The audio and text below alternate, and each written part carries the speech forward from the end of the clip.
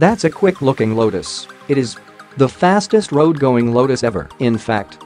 If you get the one without the tail wing, it'll go very close to 200 miles per hour.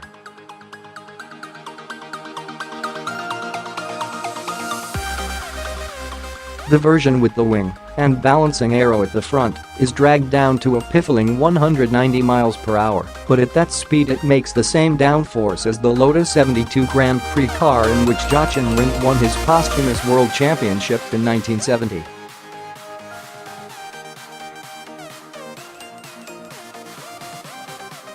Obviously downforce slows it down on the straights, but what about corners? Good point.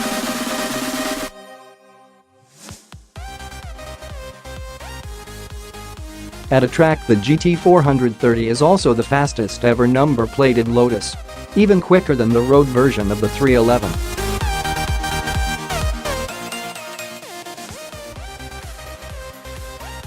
How'd they do that? Not just the wing.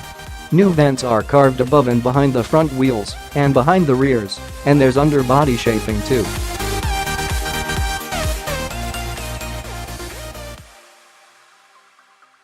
The greater half of the bodywork is now carbon fiber. Factor in the pricey adjustable Öhlins Ibach suspension from the race-winning Lotus Evora GT4.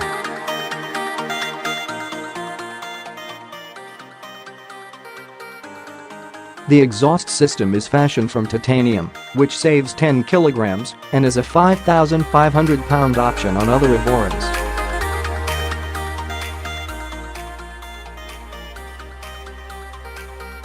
The wheels are new forged jobs, stronger than before to bear the downforce. Curb weight is down to a kilo under 1,300 kilograms.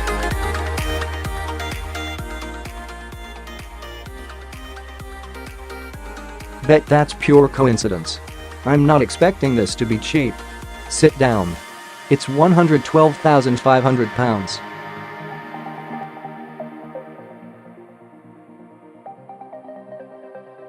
And you'll be wanting the 1,500 pounds air conditioning because sweat is as heavy as a heat exchanger.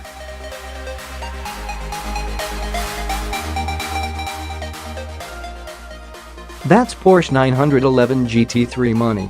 Can it be as amazing? In some ways. The chassis is the prime star here.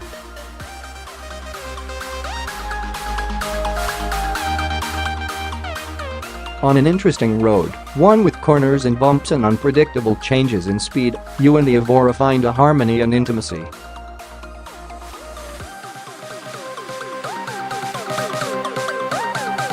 It works with you and communicates what it is doing, so you learn the depth of its reserves of grip and power and the immense security of its brakes.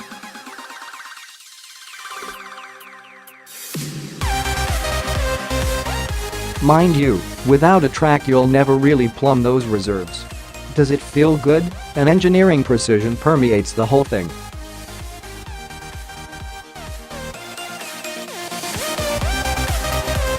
The calibration of all the big controls adds to your intimate connection with it. The steering isn't so high-geared as to be nervous, but it's precise and staggeringly alert.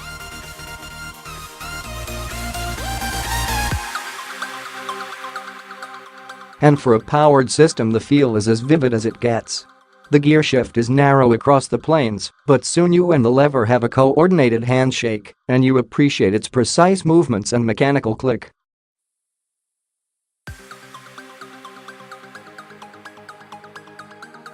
What does the lightness mean for the performance? Isn't 430 bhp a bit underwhelming these days? As the name implies, the supercharged V6 is ramped up to 430 bhp here, thanks to new mapping and cam timing.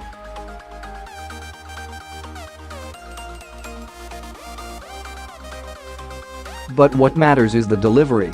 None of the top-endiness of natural aspiration, none of the lag of the turbo.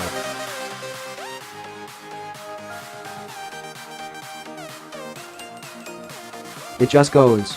Almost the whole sweep of the rev counter is thickly layered with this generous propulsion.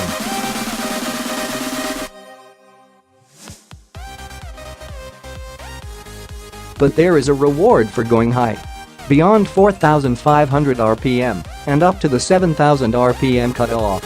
The sharp-edged baritone of the titanium exhaust makes things sound as mesmerizing as any V6 out there.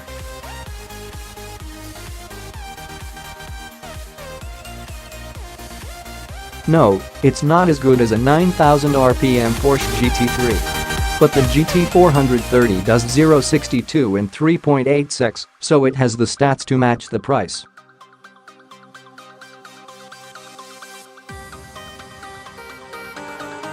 What's it like on track? It's extraordinary. Remember the GT4 heritage? It takes just a few minutes and a jack to alter the settings of each damper between Lotus's recommended road and track setups.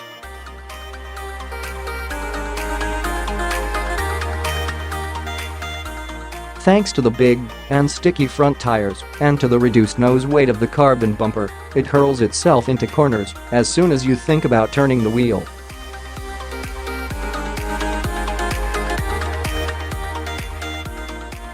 It'll rotate some more if you lift the throttle.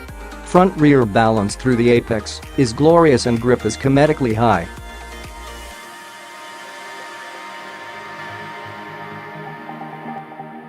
It flick-flacks through S's with nary an atom of lost motion.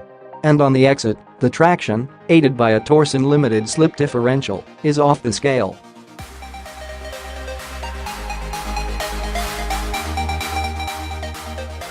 You wouldn't believe how early you can get the throttle open. That's even before the aerodynamic downforce starts to pin the car into high-speed curves.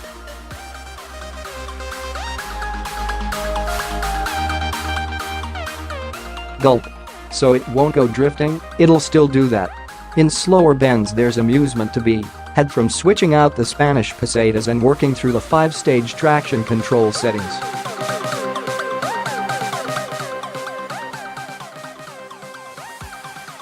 Level 1 allows just a small amount of slip, but Level 5 lets the rear tires turn 12% faster than the front ones are rotating.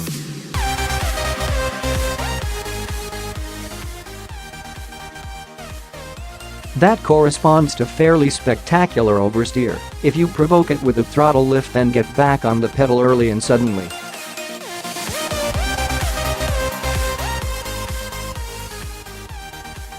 But mostly this Evora is built for speed, not showboating. You're off down the straight like there's a Nerf gun up your chop.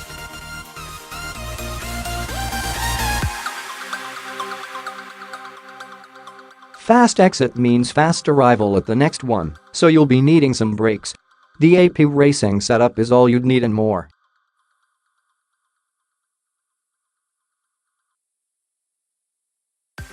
Far more. The lightweight helps. Lotus says they put a bunch of unsympathetic journalists in the car who hacked it round a track all day.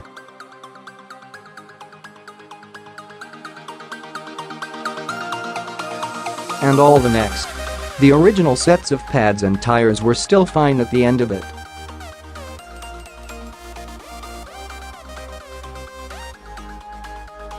Could you actually live with something so racer-ish as a road car? Well, here's the thing.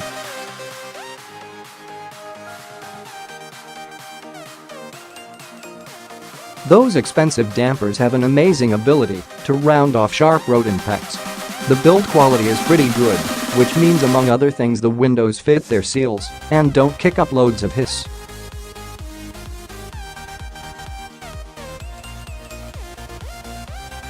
The tires aren't ridiculously loud. The engine is fairly mute below 4,500 RPM. I drove to Heffel in a Mini Cooper S with a JCW pack on it, and the hatch was noisier and bumpier than the supercar.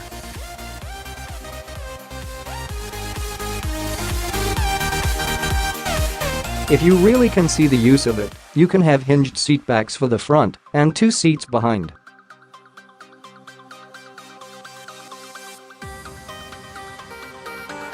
Only thing is, you can't see over your shoulders because the rear side windows are replaced by carbon panels.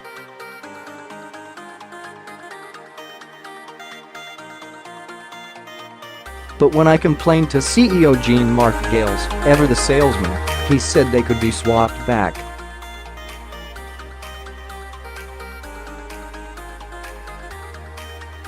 But just look at it. Hardly stealthy. Let us introduce the GT430 Sport, the grey car pictured above.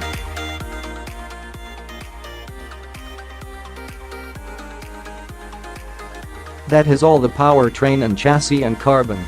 But it loses the high mount wing and the front splitter and over-wheel vents.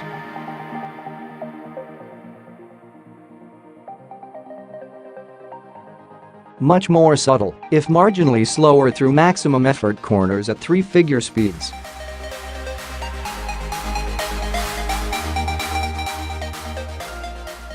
The winged car will probably be a collector's item, the final maxed-out Lotus before the Geely shareholding agreement was signed.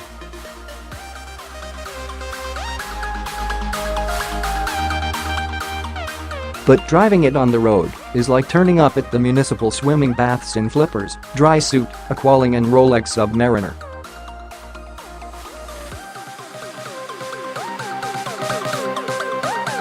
What do you think?